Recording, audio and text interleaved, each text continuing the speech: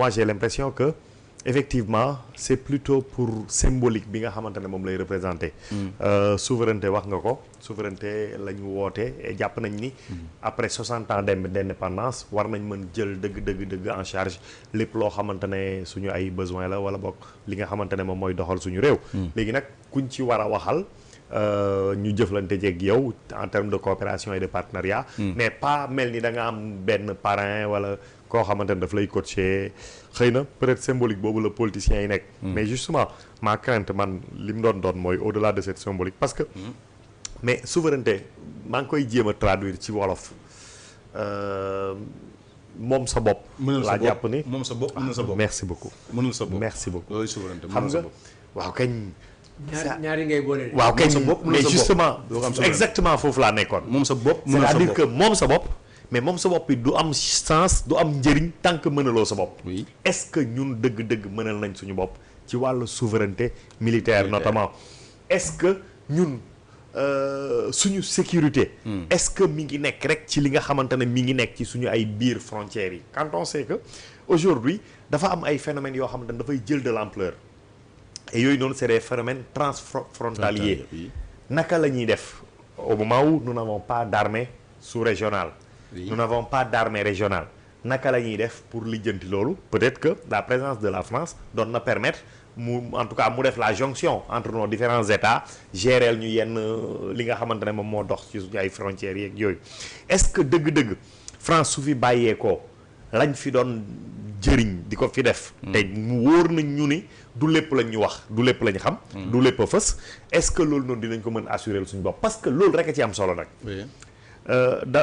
dafa am benn mag mu baax mu doon wax ni dëgg dañ ciy toll. dëgg c'est-à-dire que souverain pour souverain oui on veut mais nag est-ce que mën nga ko dëgg-dëgg loolu moo am solo parce que da nga ko yoreel askan wi da nga ko yoreel génération future yi. pourtant da nga gis dëkk yoo xam ne ay dëkk yu en tout cas yu am doole lañ mais pourtant dañuy accepter ay bases militaires nekk seen dëkk yi. waaw léegi nag lépp xam nga. j'ai parlé de symbole. lépp a ngi nekk ci symbolique bi. xam nga France bi mu ñuy jox suñu indépendance daf ñu joxoon suñu indépendance ba pare. mel ni dafa parce que. la France li njëkk tax mu ñëw fii. c'était d'abord ses intérêts. oui parce que la plupart de nos économies. ñoom ñoo ko téye woon les maisons de commerce. suñ industrie boobu noonu petite industrie en tout cas petit tissu industriel bi nga xamante ne moom la ñu amoon. suñu ressources yi presque ñoom ñoo ko doon exploiter. donc la présence militaire française en Afrique se justifiait d'abord par la gestion et la protection de ses propres intérêts à elle. 60 ans après mais géopolitique bi dafa changer fondamentalement et. ñun ci liñ bëgg a inscrire sax mooy mu gën a changer c'est-à-dire que ñun ñu assumer li nga xamante ne yàlla daf ñu ko may ci ressource pleinement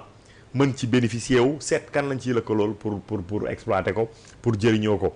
et loolu noonu xëy na la présence de la France ba léegi dafay nekk symbole boo xamante ne c'est un peu comme la monnaie c'est un peu xam nga dafa am passé boo xam soo ko amee ak nit présence am dafay déranger présence su keneen dina tolérable mais moom sa présence parce que dafay rappeler lu bëri peut-être que ci symbolique boobu ci élan boobu ci la liy nekk mais li ci am solo dëgg ma jàpp ko mooy est-ce que dëgg politique yi nag waxtaan nañ ak ñi nga xamante ne les questions sécuritaires ñoom ñoo ci experts et ñu nekk ñoo xamante ne waa rappeler na ko ils sont excellemment bien formés te ñoom ñëpp formé wuñu leen à l'école française donc am nañu recul bi nga xamante ne bi doy pour apprécier évaluer suñu diggante ak France boobu ba léegi lan la France xëy na buñ demee ba suñu gouvernement nangu ne nañ génn xëy na Sénégal pare na xëy na pour yi nga xam ne France ñoo ñu si doon jàppale. mais defal ko seen bopp parce que. entre 2012 ak léegi. j'ose espérer que justement loolu ñoom ñoo ko wax. ñoom c'est-à-dire que ñoom ñi nekk ci armée bi. yor sécurité bi yor surtout le renseignement parce que loolu ci ëpp solo sécurité mi ngi commencer di terminer par le renseignement. est-ce que mën nañ gérer loolu yaa ngi wax. yow da ngay façade maritime li dal ñoom Malek Burkina na France dem. dafa am solo de am na solo de mu jiwooyu Russie mu ñëw. am na solo de am na solo. yàlla bu yàgg foofu trop maintenant xam nga tamit. li tax man awma ci problème. au contraire je soutiens notre état ci en tout cas orientation stratégique bi nga xamante ne jël na ko. parce que quoi qu'on dise également. le jeu de la France a toujours été trouble tamit. c'est-à-dire que France xamoo ndax dëkk bi lay lëkkalool di ko jàppale des fois c'est le régime des fois le régime bi nga xamante ne dafa jubóog moom bàyyi ko muy doxal ay intérêt di doxal ay affaire am mën na sa réew mën na fa toggee loo xamante ne dafay daaneel président wu réew jàmbur c'est-à-dire que toutes ces pratiques là c'est des pratiques révolues de notre âge donc d'accord effectivement lii mën na nekk maintenant ci sa question am na loo wax heureusement et loolu noonu dañ ci saluer la lucidité de nos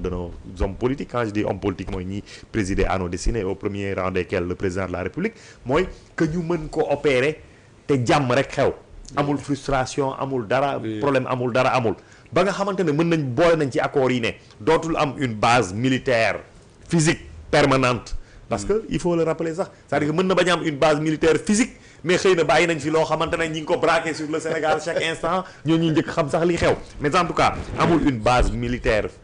permanente au Sénégal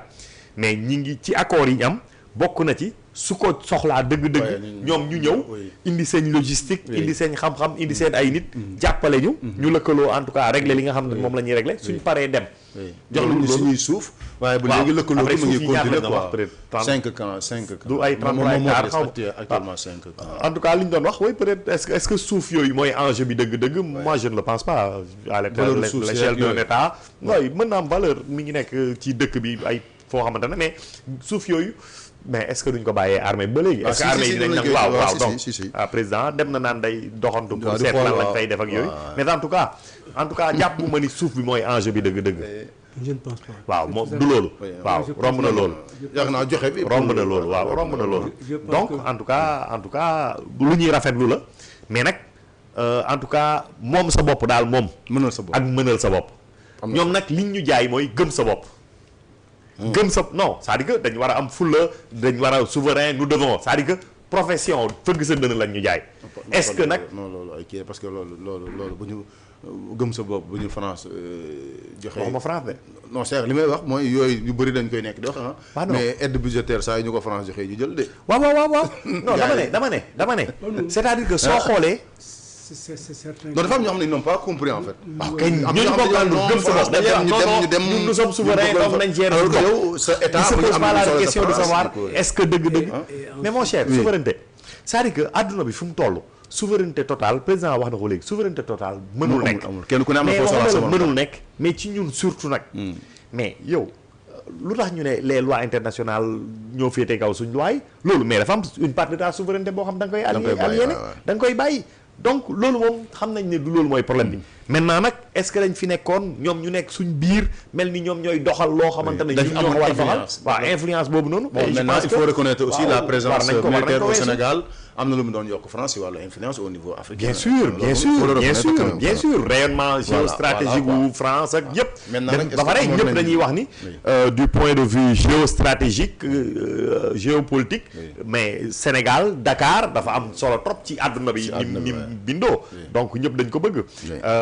bon am na ñuy wax nag léegi jël nañ fi France mais am na ñuy wax ne États-Unis am nañ fi une petite base militaire pourquoi duñ wax ci boobu ndax am na moi je sais pas mais waaw xaw ma peut-être il y a des militaires am na américains des fois qui viennent ici mais avec des formations mais base mi def li am daal mooy il y a certains monuments yoo xam ne yii les Africains n'ont pas l'habitude de les conserver mais il faut les garder parce que ñooy nekk la traçabilité les stigmates de la colonisation man jàppuma lu nekk lu nit rek toj si nous savions conserver on aurait pu conserver les canaries de nos autorités religieuses et les bouillards avec qui ils ont fait leurs ablutions boo demee kenn denc na ko fenn Sëñ Tuubaa yoroon na satala bi mu wàcc fi yor na satala wala déet fi muy dem yor na satala yor na der fu ñu ko denc ça c'est des choses yoo xam ne yi dafay valoir leur pesant d'or leur pesant d'or quand tu vas dans certains endroits mais écoute pourquoi la pierre de la Kaaba la pierre noire Hajar Rouge est comme ça alors quand tu penses que ki ko fi teg la dernière fois c'est le prophète depuis combien de siècles mais du lu ñu am rek ne dañ ko jaay nañ ko maye nañ ko toj dans certains pays on a su convaincre et je le regrette du point de vue parlementaire j'ai visité la chambre à coucher de Kourouma li ma fekk ci kaw dafa ma éblouir photo Kourouma Nasser Baye Niass ak jabaru Nkrumah ci chemin. Je l'ai visité avec le Babacar Ba.